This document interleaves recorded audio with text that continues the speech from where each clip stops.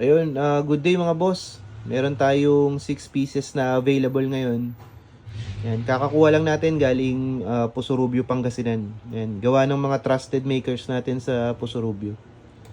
Yan, unahin natin to mga boss.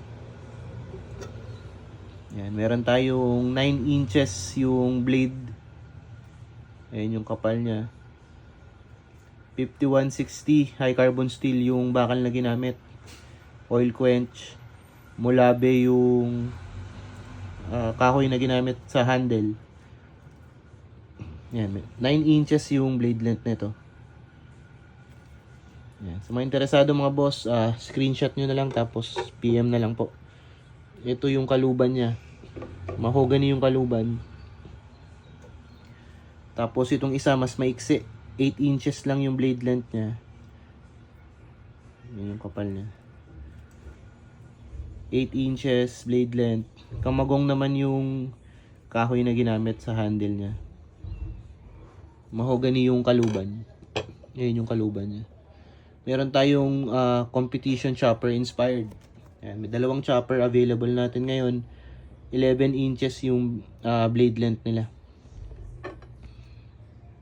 Yan, oil quench. Yan, full tang. Mulabe yung handle.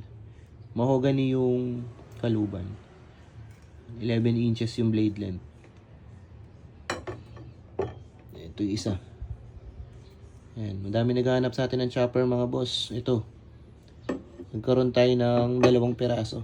Yun, may dalawang itak tayo na available. 14.5 inches yung blade length niya. Stainless ferrule. Mulabe din yung handle. Yan, magaan lang siya. 14.5 inches. Ito yung isa. Same lang na sukat. 14.5 inches yung blade length. Yan. Ganda siya.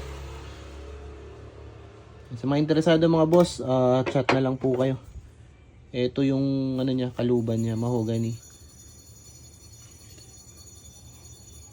Yan. Sa mga nakakapanood po sa YouTube, check nyo po yung description ng video. Andyan po yung Facebook page link natin. Para masend ko po sa inyo yung mga on-hand items.